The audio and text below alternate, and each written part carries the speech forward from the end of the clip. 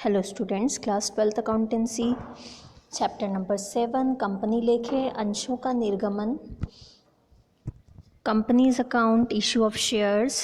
हमने अभी तक इसका थ्योरी पार्ट ऑलमोस्ट कंप्लीट कर लिया है इस चैप्टर का। Now we have to move on towards the numerical part. तो न्यूमेरिकल पार्ट स्टार्ट करने से पहले we must discuss some theory part about the numericals. तो अंशों के निर्गमन पर लेखांकन यानी accounting for of issue of shares, ये टॉपिक छोटा सा एक हम डिस्कस करेंगे, ओके, सो दैट आगे सम्स करने में हमें ईजियर हो। स्टार्ट करते हैं हम पहले ही प्रोसीजर पढ़ चुके हैं रिगार्डिंग इशू ऑफ शेयर्स। हम पहले एप्लीकेशन कॉल करते हैं, तो एप्लीकेंट एप्लीकेशन मनी और एप्लीकेशन सबमिट करता है, देन एप्लीकेशन मनी रिसीव की जाती। आफ्टर दैट शेयर्स का अलॉटमेंट होता है, अलॉटमेंट मनी रिसीव की जाती है। देन उसके बाद भी शेयर्स पर अगर अमाउंट रिमेनिंग है और वो कॉल्स में डिवाइडेड है तो कॉल ड्यू किया जाता है, कॉल को रिसीव किया जाता है। ऐसे ही फाइनल कॉल तक कॉल ड्यू करना, कॉल को रिसीव करना, ये जो वर्क है ये होता है। और इनसे रिलेटेड ही अगर जो एंट्रीज़ हैं वो की जाती है, ओके। तो ये जो एंट्रीज़ हैं रिगार्डिंग इशू ऑफ शेयर्स, ये जर्नल एंट्री के थ्रू किए जाते हैं। और कंपनी में कई बार जैसे ज़्यादातर कंपनीज़ में कैश बुक अगर मेंटेन की जाती है तो journal entries and cash book दोनों के थ्रू इशू ऑफ शेयर से रिलेटेड एंट्रीज़ की जाती हैं, ओके। कंपनी के जो सारे ट्रांजैक्शंस हैं वो बैंक के थ्रू कंडक्ट होते हैं, बैंक के थ्रू किए जाते हैं, यानी कैश पे करना, कैश रिसीव करना, ये सब बैंक के थ्रू होता है, ओके। तो कैश बुक प्रिपेयर करते टाइम बैंक कॉलम स्पेशली इसमें क्रिएट किया जाता है, ओके। कुछ रूल्स है जनरल वाले जो हम डिस्कस कर लेते हैं रिगार्डिंग सॉल्विंग सम। जब इक्विटी शेयर्स को इशू किया जाता है तो इक्विटी शेयर्स की एंट्री करते टाइम इक्विटी वर्ड को यूज़ किया जाता है। Company is issuing preferential shares, then in that condition preference word use किया जाता है। ऐसा करना इसलिए एसेंशियल होता है ताकि डिफ्रेंसिएशन जो है वो क्रिएटेड रहे। अगर कंपनी ने दो टाइप के शेयर्स इशू किए हैं तो कौन से शेयर्स के एंट्री की जा रही है ये कैसे समझ में पड़ेगा। सो बाय इट्स नेम एंट्रीज जो है वो की जाती है। इक्विटी शेयर के टाइम पे इक्विटी के नेम से और प्रेफरेंस शेयर के टाइम पे प्रेफरेंस के नेम से, ठीक है। शेयर्स का जो अमाउंट है वो शेयर होल्डर्स से या तो इंस्टॉलमेंट में कलेक्ट किया जा सकता है या लमसम अमाउंट भी कॉल किया जा सकता है, okay. It depends on company and policy of company. तो एंट्री करते टाइम इन सबको भी कंसीडर करना ज़रूरी होता है, ओके। सो हम एंट्रीज देख लेते हैं किस अकॉर्डिंग होती है। तो फर्स्ट ऑफ ऑल जब फेस वैल्यू पर शेयर्स को इशू किया जाता है एंड अमाउंट इंस्टॉलमेंट में कॉल की जाती है, यानी जब सम मूल्य पर निर्गमित अंशों पर राशि किश्तों में प्राप्त की जाती है तो आवेदन और आवंटन के खाते पृथक पृथक खोले जाएं अगर, ठीक है। If application and allotment accounts are open separately then किस टाइप से एंट्रीज होगी वो मैं आपको बताते जाती हूँ। आवेदन पत्र की राशि प्राप्त होने पर at the time of receiving application money हमारी एंट्री हो जाती है bank account debit to share application account, application money received, ठीक है। कैश मतलब बैंक अकाउंट में अमाउंट रिसीव हो रहा है इसलिए बैंक अकाउंट को डेबिट किया है and to share application account को क्रेडिट करेंगे, ओके। देन आवेदन पत्र की राशि पूंजी खाते में हस्तांतरित करने पर for transferring application money to capital account. अब एप्लीकेशन मनी रिसीव हुई है जब, तो हमने bank account debit to share application account, share application account को क्रेडिट किया था। Now we have to transfer this amount in share capital, तो हम शेयर एप्लीकेशन अकाउंट को डेबिट करेंगे एंड शेयर कैपिटल क्रेडिट होता ही है। तो share application account debit to share capital account, application money transfer to capital account.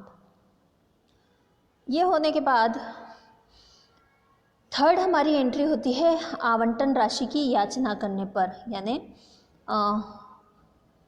Call due करना on allotment money, यानी अलॉटमेंट मनी को ड्यू करेंगे जब हम, तो उसकी एंट्री क्या होगी, share allotment account debit to share capital account, allotment money due on shares.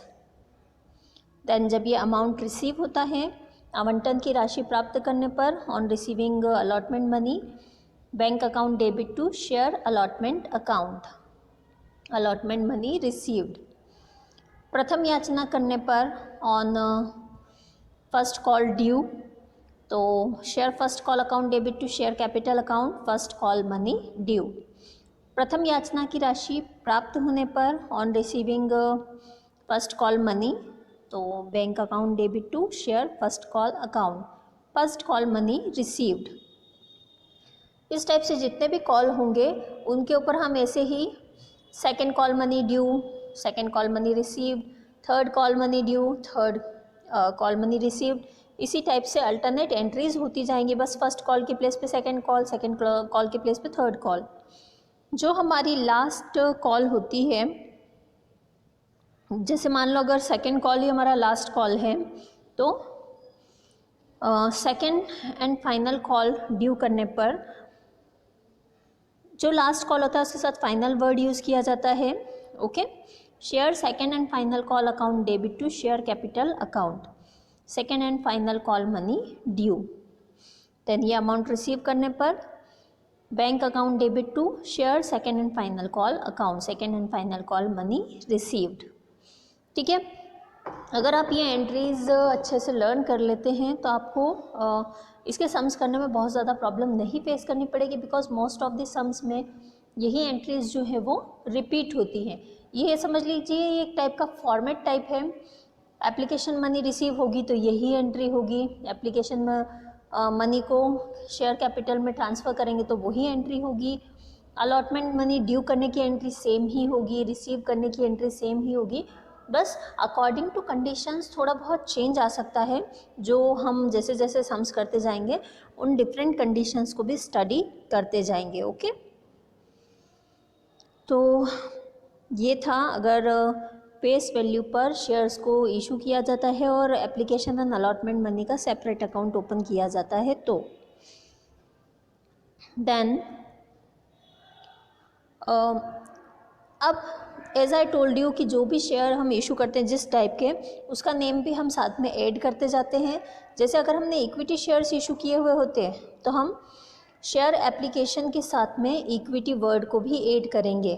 Like जैसे एप्लीकेशन मनी रिसीव करने पे bank account debit to equity share application account, application money transfer करते time equity share application account debit to share capital account. Okay, that means हम इसी type से जो share capital जहाँ जहाँ भी हम लिख रहे हैं उसमें हम इक्विटी वर्ड को भी साथ में ऐड करते जाएंगे। और अगर इसकी प्लेस पर प्रेफरेंस शेयर इशू किए हैं then obviously bank account debit to preference share application account, then preference share allotment account, preference share capital account, इस टाइप से हम यूज़ करेंगे। ओके, चलो अब नेक्स्ट थिंग, इसके बाद ऐसा ज़रूरी नहीं है कि जितने शेयर्स इशू किए हैं एप्लीकेशन उतने के लिए ही आए। मे भी पॉसिबल कि एप्लीकेशन कम शेयर्स के लिए आए, ये भी पॉसिबल है कि जितने शेयर्स इशू किए हैं उससे ज़्यादा के लिए एप्लीकेशन आ जाए। तो if application received for more than issued share, then जो एक्सेस अमाउंट है, एक्स्ट्रा अमाउंट जो है उसे रिटर्न कर दिया जाता है। ओके, रिटर्न करने के लिए एंट्री क्या हो जाती है, जब हमने रिसीव किया था तो हमने एंट्री क्या की थी, bank account debit to share application account. Now if we are returning the excess application account debit to bank account, excess of application money return. Okay, very simple thing कि जो excess amount है application money का वो हम return कर रहे हैं तो रिवर्स एंट्री कर लेंगे। Okay. Now if we are preparing cash book along with journal, तो आई होप सो कि आपको याद होगा दैट कैश बुक में सारे कैश ट्रांजेक्शन या बैंक ट्रांजेक्शन्स की एंट्री होती है. तो ऑब्वियसली जितनी भी एंट्रीज हमने देखी from receiving application money till receiving final call money, जितनी भी एंट्रीज है उसमें जहाँ जहाँ बैंक अकाउंट आया है वो सारे जो ट्रांजेक्शन्स हैं उनकी रिकॉर्डिंग कैश बुक में होगी एंड बाकी entries as it is journal book में ही होगी. ठीक है. तो कौन कौन सी एंट्रीज ऐसी हैं जो कैश बुक में होंगी? Receiving of application money, receiving of allotment money, receiving of first call, second call, final call money. Okay. जितनी भी एंट्रीज में हमने बैंक अकाउंट डेबिट किया है वो सारी रिकॉर्डिंग जो है कैश बुक में होगी. कैश बुक का बैंक कॉलम एंड ऑब्वियसली ये सब अमाउंट रिसीव हो रहे हैं तो रिसिप्ट साइड पर इनकी रिकॉर्डिंग होगी, यानी डेबिट साइड पर to share application account, to share allotment account, to share first call account and to share second and final call account. Okay. Rest of other entries will be made in journal entries. Okay. And इन सब amounts को total करके by balance CD amount आ जाएगा, दोनों side का total equal कर देंगे. Okay. Yes. In case of receiving extra application money, तो जो एक्सेस अमाउंट हमने रिटर्न किया है दैट एक्सेस अमाउंट जो है वो क्रेडिट साइड पे आएगा बिकॉज हम उसे पे कर रहे हैं, पे बैक कर रहे हैं. ओके. तो वो पेमेंट साइड पे ज़रूर आएगा एंड देन बैलेंस निकलेगा. ओके. इसके बाद अगर एप्लीकेशन एंड अलॉटमेंट दोनों अकाउंट वो कंबाइनली साथ में ओपन कर सकते हैं. ओके. तो उस कंडीशन में क्या होगा, किस टाइप से एंट्री होगी वो मैं आपको बता देती हूँ. एप्लीकेशन मनी रिसीव होने पर एंट्री हो जाएगी bank account debit to share application and allotment account, application money received. Then next जो एंट्री है वो एप्लीकेशन मनी को ट्रांसफ़र करने की होगी. तो वो एंट्री हो जाएगी share application and allotment account debit to share capital account. इस एंट्री के साथ क्या होगा, अलॉटमेंट मनी को ड्यू करने की भी एंट्री साथ में हो जाएगी. ठीक है. अलॉटमेंट मनी को ड्यू करने की एंट्री क्या होती है, share allotment account debit to share capital account. ठीक है. यहाँ हम एप्लीकेशन मनी ओनली जो है उसे ट्रांसफ़र कर रहे हैं शेयर कैपिटल अकाउंट में. तो ऐसे में जो अलॉटमेंट मनी ड्यू है उसकी भी एंट्री कंबाइनली इसी के साथ में कनेक्ट होकर होगी. ठीक है. Share application and allotment account debit to share capital account. And जब अलॉटमेंट मनी रिसीव हो जाएगा तो simple bank account debit to share application and allotment account, ये हमारी एंट्री हो जाएगी. ओके. और उसके बाद की सारी एंट्रीज तो एज इट इज़ होगी जैसी अभी हमने समझी थी.